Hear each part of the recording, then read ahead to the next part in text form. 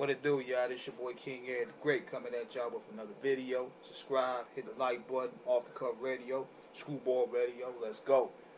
So, I want to talk about Gridlock, the movie and the soundtrack with the late Tupac Shakur and Tim Roth.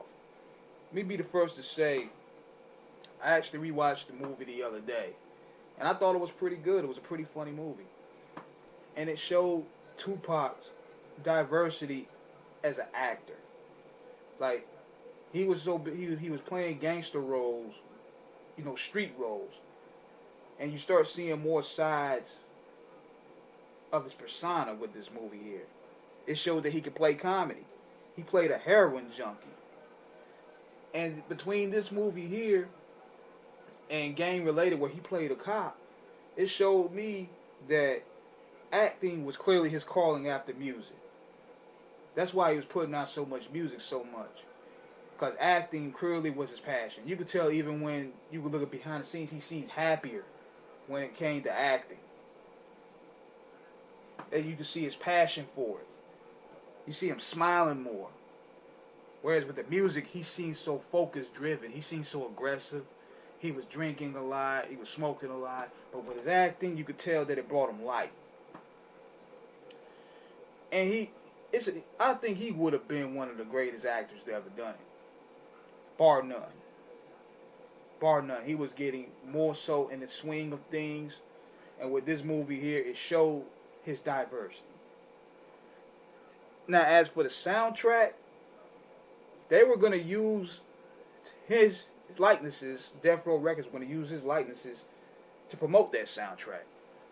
I mean, it was a smart move. It was a smart business move because Tupac was still high in demand in terms of popularity.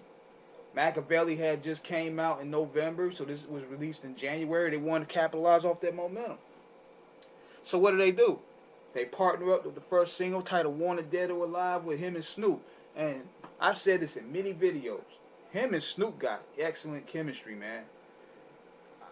Them two could do an album together. They have some of the greatest chemistry I've heard.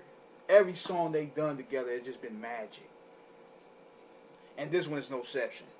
Now, with this album here, it is the clear new direction of the new Death Row Records direction. You heard it on Machiavelli with the new direction that they were going with. All the G-Funk, all of the aggressive West Coast funk was pretty much gone for a minute. And they went to a more laid-back, smooth, mafioso type vibe here. Same way with the Gang Related, but it started here. The beats were different.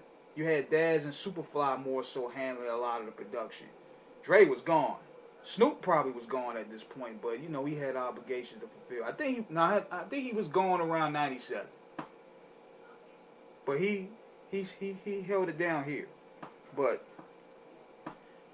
Daz was basically in control of the in-house production, and you could tell his style throughout the whole album. Like, you had songs like Don't Try to Play Me Homie and Lady of Rage's Show Shot. They still had that aggressive Death Row music there, but it sounded like more different. But the Tupac songs were more of the draw to me. Never Had a Friend Like Me, one of the best songs he ever did. That was officially released and mastered. Then he was on that joint out of Boom with the LBC crew. And that nigga went ahead and jumped in and started throwing shots at Bad Boy. He has a lot of smoke ready for Bad Boy on these songs. But what was also impressive about the Gridlock'd Soundtrack was you see the maturity and growth in Danny Boy. From the Slip and Slide days to that song, I Can't Get Enough, and the other joint where I think he remade one song. Hold on, let me take a look at what it was. It was the song It's Over Now. I forgot what he remade, but it was a dope song. It was one of the first singles.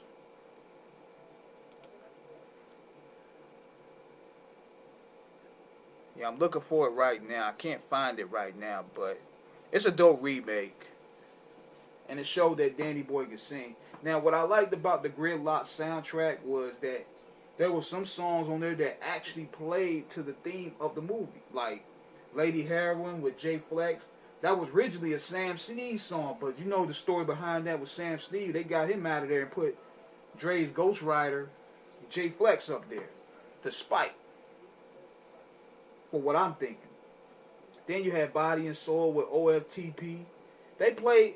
It talked about the term of heroin, and that was the theme of this movie here.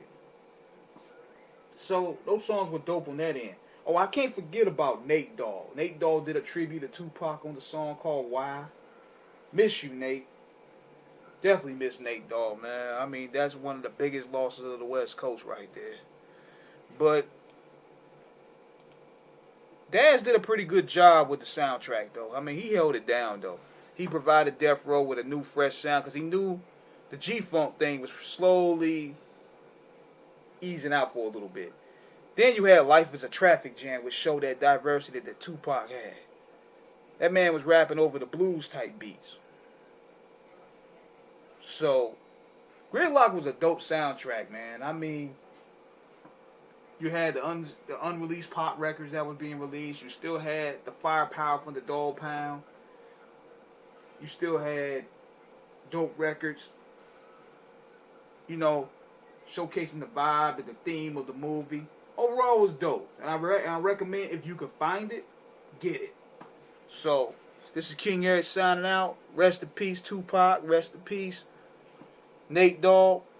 I'm out of here.